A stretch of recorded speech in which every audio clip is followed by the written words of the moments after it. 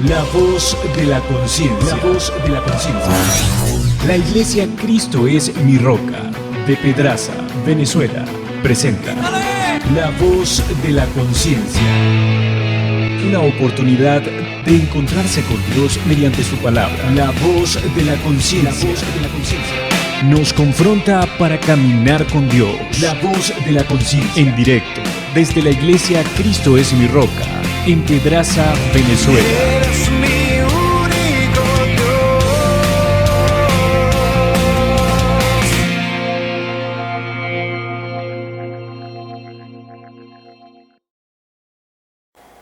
El Señor les bendiga.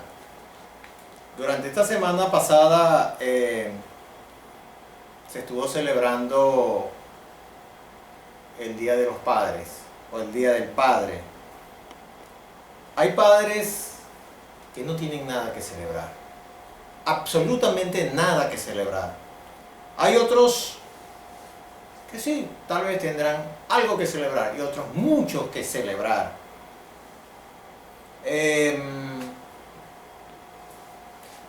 Hace alrededor de unos 15 años, una estadística venezolana decía que hay alrededor de 3 millones de niños que no están siendo criados por su papá. Indudablemente en estos momentos serían unos adolescentes, unos jóvenes, que papá brilló por su ausencia en la crianza de estos niños. La mayoría de las prisiones en el mundo,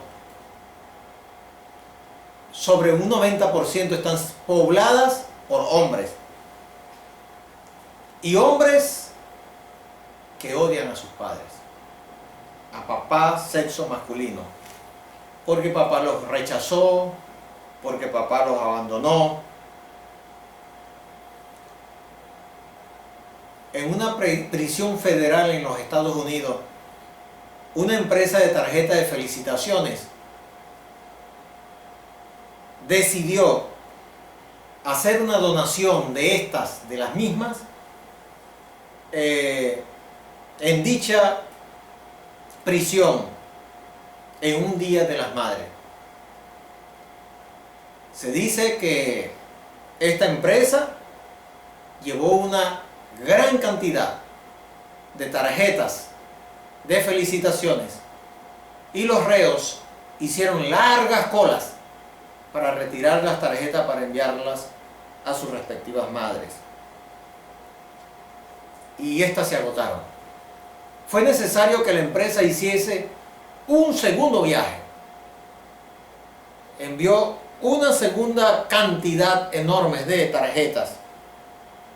Debido al éxito, en el Día del Padre quisieron repetir lo mismo. ¿Y usted sabe qué sucedió? Ni un solo preso retiró ni siquiera una tarjeta para enviarla a su padre. Porque estamos en una generación de padres ausentes, de padres distantes, de padres inaccesibles, de padres demasiados ocupados, de padres demasiados egoístas, de padres demasiados distraídos como para atender a sus hijos.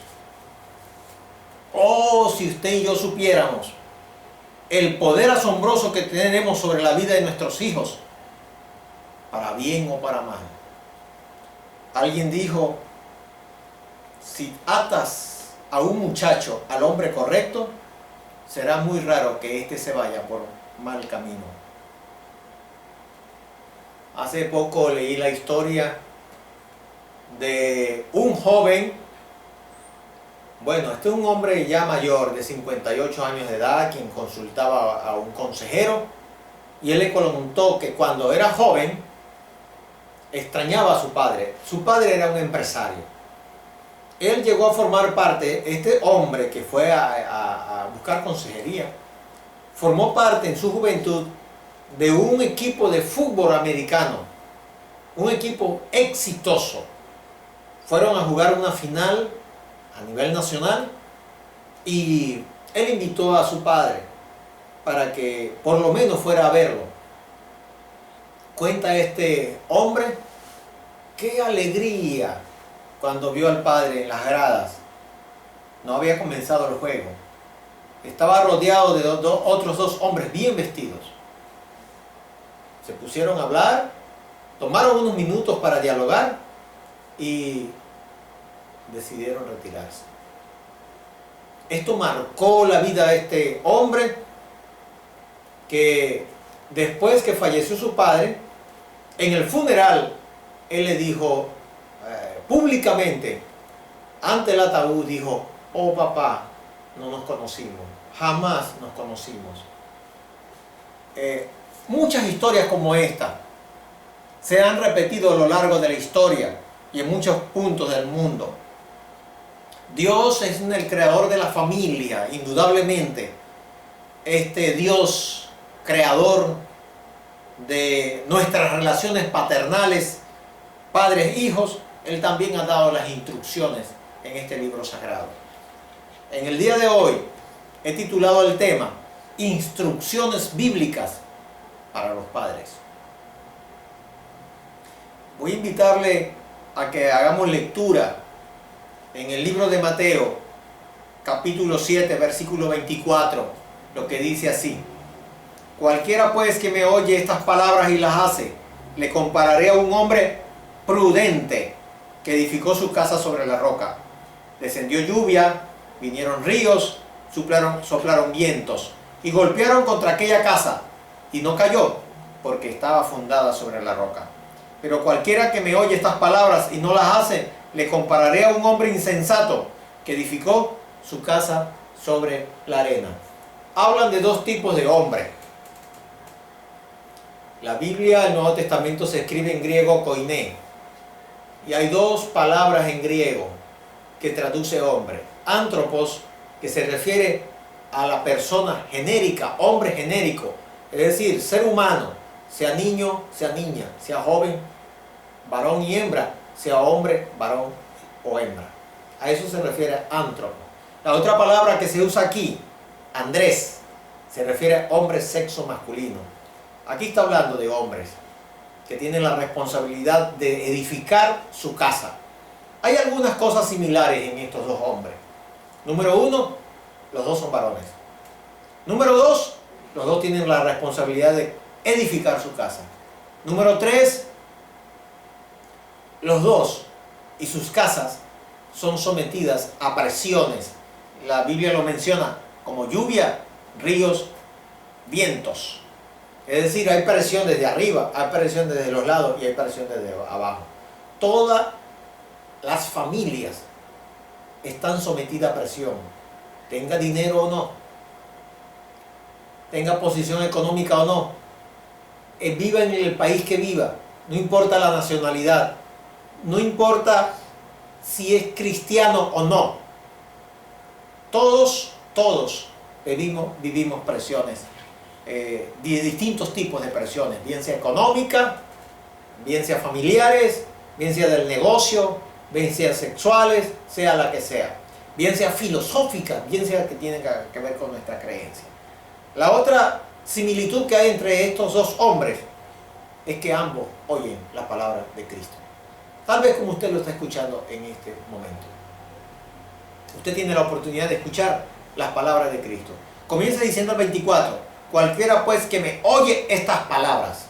Y el 26 dice, pero cualquiera que me oye estas palabras, se refiere a los dos tipos de hombres, pero los dos oyen las palabras de Cristo. Hay algunas diferencias. Número uno, que una de las casas está construida sobre la roca. Su cimiento es sólido. Número dos, y la otra es no sólida. Dice que es arena y ante la presión cae y la otra se sostiene. La otra diferencia, que es la clave de este texto, es que uno de los hombres sigue las instrucciones de Cristo. Oye las instrucciones de Cristo y esa es la clave. Por eso su casa no cae. Por eso su familia se mantiene. Practica la palabra, es decir, la traduce en su vida. ¿Sabe usted que cada cristiano representa una versión de la Biblia? Tal vez usted es la versión Miguel, tal vez usted es la versión María, tal vez usted es la versión Robert. Cada quien tiene una versión de la Biblia. Y los no cristianos que no leen la Biblia, las leen usted. Las Escrituras dicen que usted y yo somos cartas leídas. Los cristianos somos cartas leídas. Entonces aquí nos está hablando de instrucciones, seguirlas o no. El tema tiene que ver con esto, instrucciones bíblicas para los padres. La primera instrucción no está en blanco y negro. La primera instrucción tiene que ver con un padre cercano. Si el padre está presente para que cumpla el resto de las instrucciones que voy a mencionar seguidamente. Es necesario que el padre esté presente en la vida de sus hijos. Esté muy cerca de la vida de sus hijos. La referencia es el modelo del Padre Celestial. Mateo 6:9, Jesús enseña cómo orar. Padre nuestros que estás en los cielos. Ahí encontramos, a la luz de esto, que nuestro Padre Celestial, nuestro modelo de Padre, está tan cerca que oye en lo secreto. Está tan cerca que tiene tiempo para escucharnos. Esto es un desafío que nos presenta a nosotros, los padres terrenales, tener tiempo para escuchar a nuestros hijos y estar muy cerca de ellos para escucharle, básicamente. La segunda instrucción, vamos a usar como referencia bíblica Génesis, capítulo 35. La segunda instrucción lo encontramos en la historia de un hombre llamado Jacob y su familia. Jacob había estado al menos 14 años con su suegro para ganarse a sus esposas, con trabajo.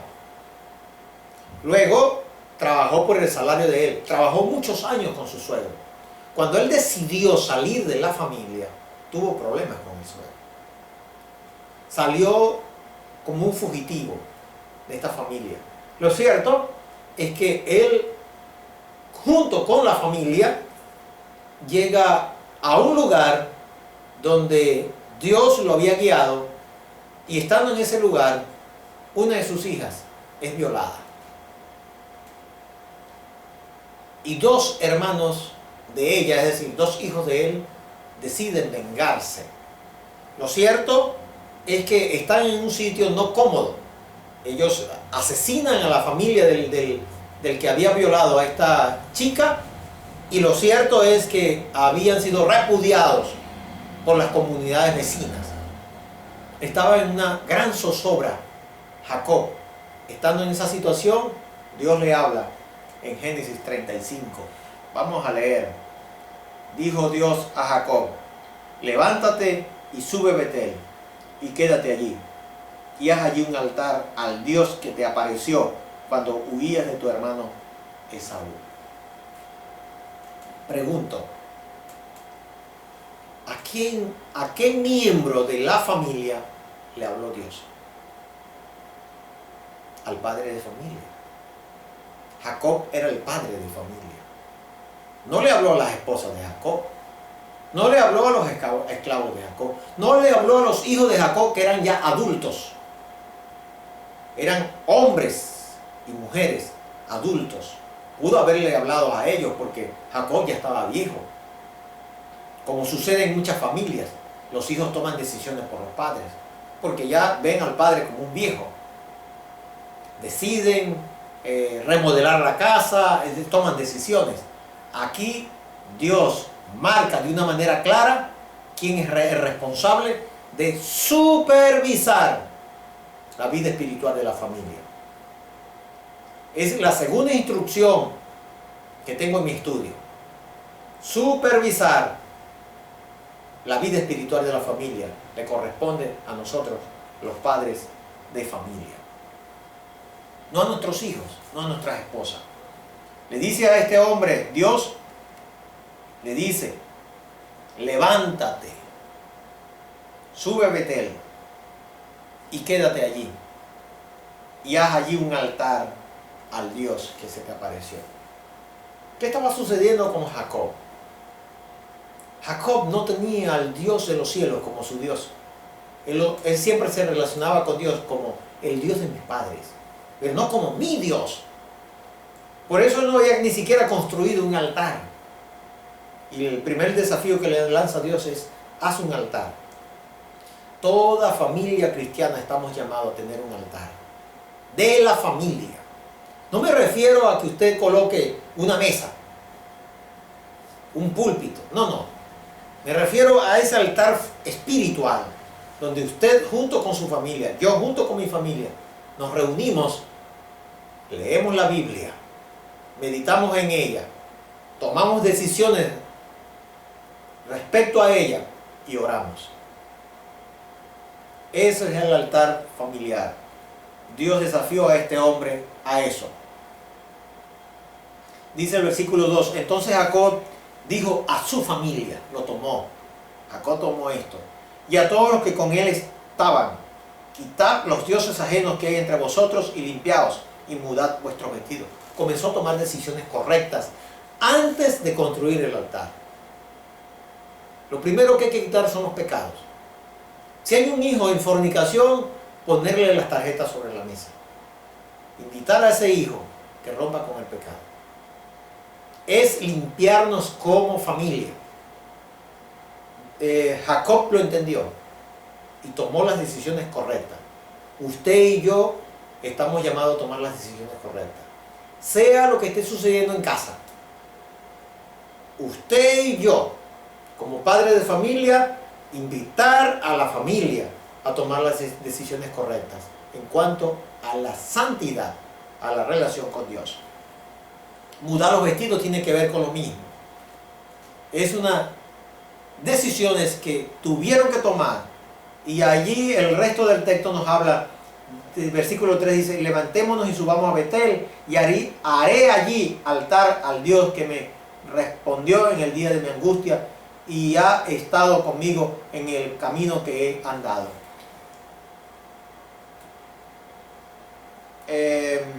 Hay otro comentario que no hice en el versículo 2. Les pidió que quitaran los ídolos. Hay ídolos. En las familias muchos tenemos ídolos. Tal vez usted tenga ídolos. Ese ídolo puede representar un hijo, un carro, una casa, los dólares, tu negocio. Cuando usted no tiene más tiempo para otro, ¿sabe cómo puede usted discernir que tiene un ídolo? A lo que usted le dedica más tiempo, a lo que usted le dedica más recursos, más energía. Es el ídolo. Todo aquello que supla a Dios es el ídolo. La tercera instrucción para los padres, me refiero al sexo masculino, Andrés, el que edifica la casa, si la estamos edificando sobre la roca o sobre la arena. La segunda instrucción que da la Biblia es educar a nuestros hijos. Usted y yo tenemos la responsabilidad de educar a nuestros hijos, de forjar hábitos correctos en nuestros hijos. Eso es educación. La formación de los hábitos, del carácter, de la conciencia. Eso es educación. Debe estar siempre bajo el liderazgo de papá. Yo le invito a usted que me acompañe con Deuteronomio 6, versículo 4. Oye Israel, Jehová nuestro Dios, Jehová uno es, y amarás a Jehová tu Dios de todo tu corazón y de toda tu alma, y con todas tus fuerzas. Y estas palabras que yo te mando hoy estarán sobre tu corazón. Y las repetirás a tus hijos, y hablarás de ellas estando en tu casa, y andando por el camino, y al acostarte, y cuando te levantes. Deuteronomio, conocido como la segunda ley. La ley se repetía por segunda vez. Eso es lo que significa esa palabra Deuteronomio. Aquí encontramos que se dan las instrucciones a la familia, de educar a la familia. Y las instrucciones van dirigidas al padre de familia. Y lo primero que tenía que tener el padre es el amor al Señor, el temor. El educador no es ateo aquí, es un creyente, fervientemente creyente, que ama al Señor con todas sus fuerzas y es un padre de familia, un hombre no perverso, que tiene una ética correcta. Para educar es necesario eso, porque la educación no es académica, es moral a la que me refiero, es ética. Y aquí explica el método. Es interesante que la ley mosaica es una ley completa, tiene todo el consejo de Dios. Hay leyes higiénicas, hay leyes ecológicas, cómo tratar al ave, a la madre ave que está con sus polluelos o con los huevos, lo explica la Biblia. Si usted tomaba los huevos, deje ir a la ave, decía algo así. Cómo tratar a los árboles frutales, por ejemplo, prohibía la Biblia cortarlo. Y así hay una gran cantidad de consejos bíblicos. A esto se refiere la educación a la que estoy mencionando en esta hora. Por ejemplo, nosotros hemos entregado la educación de nuestros hijos a las escuelas. Gravísimo error. No estoy diciendo con esto que no inscribamos a nuestros hijos en un colegio, luego en una universidad. No estoy diciendo eso. Lo que estoy diciendo es que nuestra educación debe descansar en la familia. Por ejemplo, ¿quién debe dar educación sexual a nuestros hijos? Nosotros, la familia. El padre de familia. Somos los que estamos llamados a entregar educación sexual. Porque yo como padre de familia le enseño a mis hijos la castidad y la fidelidad. Mientras que el colegio, la escuela, no le van a enseñar eso porque le van a decir usa preservativo. Lo que la escuela llama sexo seguro es el uso de preservativo. Yo lo llamo castidad y fidelidad. ¿Se dan cuenta la diferencia de valores que hay? No porque a mí se me ocurre eso, sino porque lo aprendí de la Biblia. Entonces, esa es la educación que voy a comunicar. Aquí el versículo 7 de Éxodo 6 explica el método educativo y la repetirás. Es repetir, repetir, repetir. El método para enseñar a los hijos.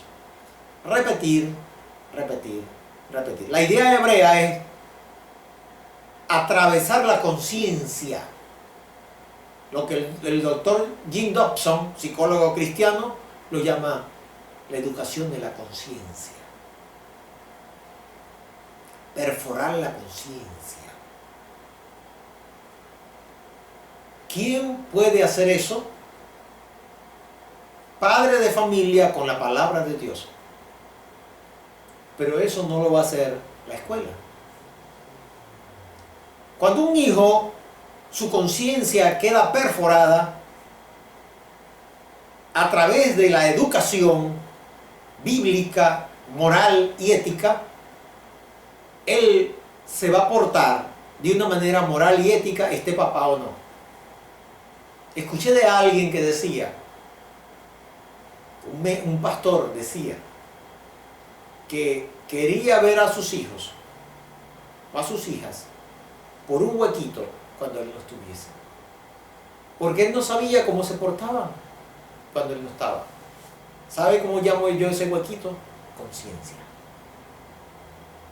Cuando los hijos, su conciencia queda educada, entrenada, es como si papá los viese por un huequito. Y entonces se van a portar a la altura de su ética, esté papá y mamá o no esté papá y mamá. Porque hay muchachos que juegan a la doble moral. Son hipócritas. Los padres tienen un concepto de ellos, pero cuando no están los padres, se transforman. Realmente sacan la clase. No están siendo entrenados, como lo dicen las Escrituras. Es interesante que este texto bíblico muestra los momentos clave. Al acostarse, al levantarse. Momentos claves. Al acostarse, al levantarse, andando por el camino, estando en la casa. Momentos claves de la educación. Una tercera instrucción, o mejor dicho, una cuarta instrucción, disciplinar. Nos corresponde a los padres disciplinar a nuestros hijos. Cuando me refiero a disciplinar, me refiero a tres cosas. Número uno, establecer hábitos. Eso es disciplinar. Cuando formamos hábitos en nuestros hijos. Hay niños que parecen animalitos a la hora de comer. Tanto desorden a la hora de comer. Parece que no han sido disciplinados, educados, entrenados para comer. Ni siquiera para eso. ¿Dónde lo hacen? No se sientan a la mesa. Uno frente al televisor en su dormitorio, en la sala, donde sea. Hay una indisciplina y es responsabilidad de papá. Claro, si usted como madre de familia no cuenta con un marido, está sola entrenando o educando a sus hijos, le corresponde a usted. No hay excusa, le corresponde a usted. La segunda cosa a la que me refiero con la disciplina de los hijos es establecer normas. Es necesario. Es eso lo que hace la Biblia. La Biblia es un conjunto de normas para vivir mejor. A los que ya hemos sido redimidos por la sangre de Cristo, tenemos un conjunto de normas para vivir mejor. En casa es necesario establecer normas. A la hora de comer, a la hora de estudiar, a la hora de irnos a la cama, a la hora de a quién hay que visitar, a quién sí, a quién no. Es un conjunto de normas. Es necesario establecerlas y hacerlas respetar. Eso tiene parte de la disciplina. Y en tercer lugar, castigar. La Biblia habla de eso. Por ejemplo, Hebreos 12, 5 al 9. Dice la Escritura que el Padre Celestial nos disciplina al que ama, nos azota al que lo tiene por hijo. Si a alguien no lo disciplina el Padre Celestial, entonces es bastardo, no es hijo. Y dice que así lo hacían nuestros padres terrenales. La Biblia recoge la idea del castigo, de la disciplina como castigo. Habla en Proverbios 22:15 y 29:15 de la vara, de darle nalgadas al muchacho. Hay un conjunto de elementos aquí. ¿Cuándo dan nalgadas?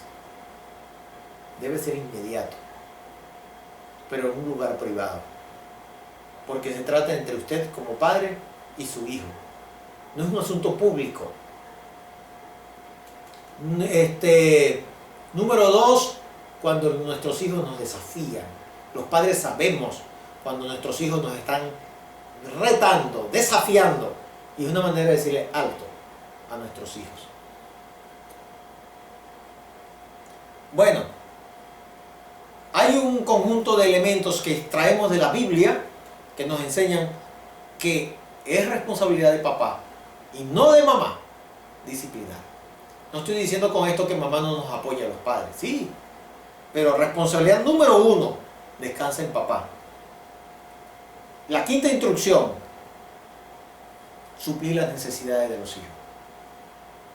la necesidad de comer, las necesidades básicas, es de papá y no de los hijos. Solamente en casos extremos, cuando los padres ya son ancianos. Primera Timoteo 5, 4 y 8 enseña eso. Cuando tenemos padres ancianos, cuando tenemos madres viudas y ancianas, le corresponde a los hijos asumir la responsabilidad. Quinta instrucción, bendecir a los hijos. Es responsabilidad de papá bendecir a los hijos. Voy a hacer referencia mentalmente a dos ejemplos bíblicos. Tenemos el caso de Isaac, cuando Jacob se fue a ir de la casa. Él lo bendijo. Y la bendición no es, Dios te bendiga, como solemos escuchar por allí. El hijo se levanta, el hijo llega de la escuela y Dios te bendiga. Bendición papá, Dios te bendiga. Es un concepto no bíblico. En la Biblia la bendición se da una vez. Generalmente cuando los padres ya estaban falleciendo o hijo se iba de casa. Y la bendición es profética. Por eso papá tiene que tener una relación muy estrecha con Dios. Esa bendición de te va a ir muy bien en la vida, vas a ser un hombre de negocio, vas a ser un hombre piadoso, entregado a Dios y a tu familia, como por ejemplo, marido de una sola mujer. En conclusión, voy a dejarte algunas preguntas. De lo que muestra la Biblia, que ser padre es más que un privilegio, una responsabilidad. Es verdad, es un privilegio. Y un día del padre es un día para celebrar al que ha asumido estas responsabilidades, al que ha seguido estas instrucciones, pero quien no lo ha seguido, ¿qué va a celebrar? Voy a dejarte algunas preguntas. Si la familia contrae deudas, supóngase que la esposa suya contrae deudas, o sus hijos contraen deudas, ¿quién es responsable de la crisis familiar a los ojos de Dios? ¿Sabe usted que es el padre de familia? Por eso nos corresponde a los padres de familia detener las deudas en nuestras familias y no tener hijos malapagas o esposas malapagas. Otra pregunta: si la hija sale embarazada estando en casa, ¿a quién le demanda Dios la responsabilidad? Al padre de familia. O si el hijo es un pillo que embaraza a la novia, ¿a quién cree usted que Dios le va a demandar la responsabilidad? Al padre de familia. Por eso nosotros los padres tenemos que hacer algo. Una de las cosas podemos decirle a ese hijo: usted se encarga de esa muchacha. Usted asume la responsabilidad del niño y de ella. Usted se va a trabajar. Usted le busca casa. Pero es responsabilidad de nosotros porque Dios nos va a demandar a nosotros los padres. En tercer lugar, si la familia lee o no lee la Biblia, si asiste o no asiste a una iglesia, se congrega o no, si sigue una iglesia de prosperidad, se mete en una secta, ¿a quién considera usted que Dios lo va a hacer culpable? Al padre de familia. Vea este ejemplo claro con el sacerdote Elí. Tuvo unos hijos pillos, unos hijos perversos que se acostaban con las mujeres que iban a las puertas del templo, mujeres también que tenían una vida con libertinaje,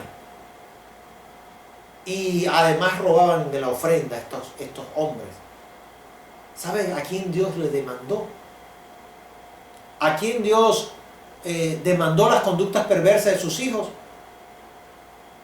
¿Fue acaso a la esposa de Elí? No, la Biblia muestra claramente que fue a Elí. Yo le invito a que hagamos oración. Te doy gracias, Padre, por tu palabra y por las demandas que das en tu palabra. estamos siendo desafiados por tu palabra a asumir nuestra responsabilidad como padres de familia, de tal manera que seamos llamados como hombres prudentes, que hemos edificado nuestra casa sobre la roca. Una vez que venga la presión, la casa no caiga. Gracias por las instrucciones que tú nos das. En Cristo Jesús. Amén.